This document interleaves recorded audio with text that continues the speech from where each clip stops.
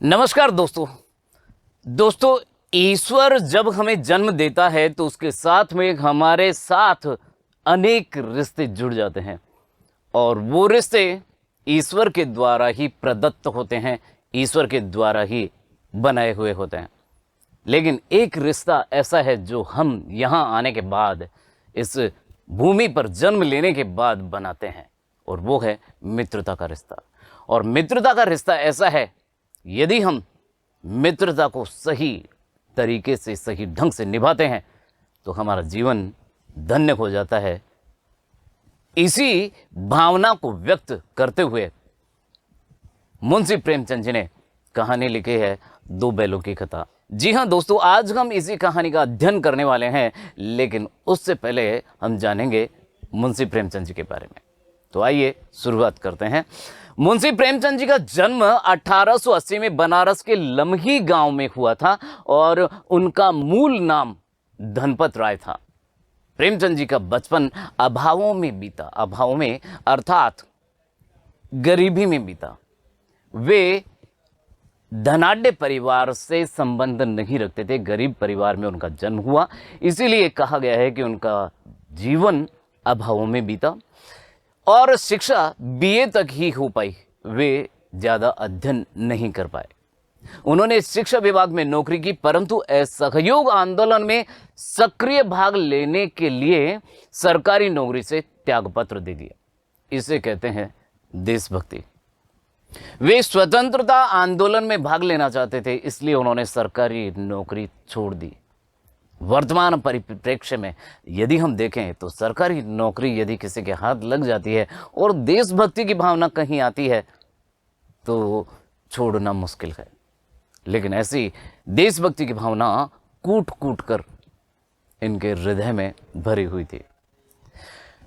तो सरकारी नौकरी से त्यागपत्र दिया इन्होंने और लेखन कार्य के प्रति पूरी तरह समर्पित हो गए, अर्थात पूरी तरह से लेखन कार्य करने लगे। आगे कहा है इनके बारे में कि प्रेमचंद साहित्य को सामाजिक परिवर्तन का सशक्त माध्यम मानते थे। समाज को किस प्रकार परिवर्तित किया जा सकता है, और इसका एक तरीका था साहित्य। तो ऐसा मानना था प्रेमचंद जी का कि साहित्य से समाज में परिवर्तन लाया जा सकता है। और सीधा सा कहा भी गया है कि साहित्य समाज का दर्पण है, यानी साहित्य में समाज की वास्तविक स्थिति प्रकट होती है, दिखाई देती है। उन्होंने जिस गांव और शहर के परिवेश को देखा और जिया, उसकी अभिव्यक्ति उनके कथा साहित्य में मिलती है, यानी उनकी कहानियों में उनके जीवन से जुड़े हुए गांव और शहर के जीवन का चित्रण मिलता है। किसानों और मजदूरों की दयनीय स्थिति, दलितों का शोषण, समाज में स्त्री की दुर्दशा और स्वाधीनता आंदोलन आदि उनकी रचनाओं के मूल विषय हैं। बढ़ते आगे। प्रेमचंद के कथा साहित्य का संसार बहुत व्यापक है, यानी उन्होंने ढेर सारी रचनाएं लिखी है कहानियों के रूप में। उसमें मनुष्य ही नहीं, पशु पक्षियों को भी अद्भुत आत्मीयता मिली है, अपनापन मिला है। बड़ी से बड़ी बात को सरल भाषा में सीधे और संक्षेप में कहना प्रेमचंद के लेखन की प्रमुख विशेषता है। आगे हम बात करते हैं प्रेमचंद जी के बारे में कि सन 1936 में इस महान कथाकार का देहांत हो गया, यानी ये इस दुनिया से रुखसत हो गए। प्रेमचंद की कहानियां मानसरोवर के 8 भागों में संकलित है। सेवा सदन, प्रेमाश्रम, रंगभूमि, कायाकल्प, निर्मला, गबन, कर्मभूमि, गोदान उनके प्रमुख उपन्यास हैं। यानी हम उपन्यासों की बात करें, कहानियों की बात करें, तो प्रेमचंद जी ने ढेर सारा उपन्यास और ढेर सारी कहानियां, कथाएं लिखी हैं। उन्होंने हंस, जागरण, माधुरी आदि पत्रिकाओं का संपादन भी किया है, यानी वे इन पत्रिकाओं में एडिटर भी रहे। कथा साहित्य के अतिरिक्त प्रेमचंद ने निबंध एवं अन्य प्रकार का गद्य लेखन भी प्रचुर मात्रा में किया है, अर्थात ढेर सारा साहित्य इन्होंने लिखा है। प्रेमचंद साहित्य को सामाजिक परिवर्तन का सशक्त माध्यम मानते थे, यानी समाज को बदला जा सकता है साहित्य के द्वारा। कहा भी गया है साहित्य समाज का दर्पण होता है, यानी जो समाज में होता है वो घटनाएं, वो हालात, वो परिस्थितियां साहित्य में झलकती है, प्रकट होती है।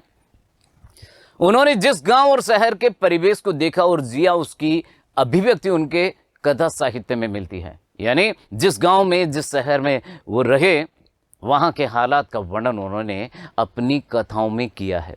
किसानों और मजदूरों की दयनीय स्थिति, दलितों का शोषण, समाज में स्त्री की दुर्दशा और स्वाधीनता आंदोलन आदि उनकी रचनाओं के मूल विषय हैं। इनके मूल विषयों को देख करके ही लगता है कि प्रेमचंद जी अपने देश के प्रति भक्त थे, अर्थात देशभक्ति की भावना उनके हृदय में कूट कूट कर भरी हुई थी। यहां दो बैलों की कथा की यदि हम बात करें तो दो बैलों की कथा के लिए कहा गया है कि इस कथा के माध्यम से प्रेमचंद ने कृषक समाज और पशुओं के भावात्मक संबंध का वर्णन किया है। यानी पशुओं में और किसानों में आपस में कैसा भावनात्मक संबंध होता है, कितना नजदीकी का रिश्ता होता है, इसी कहानी में वर्णन किया है इन्होंने।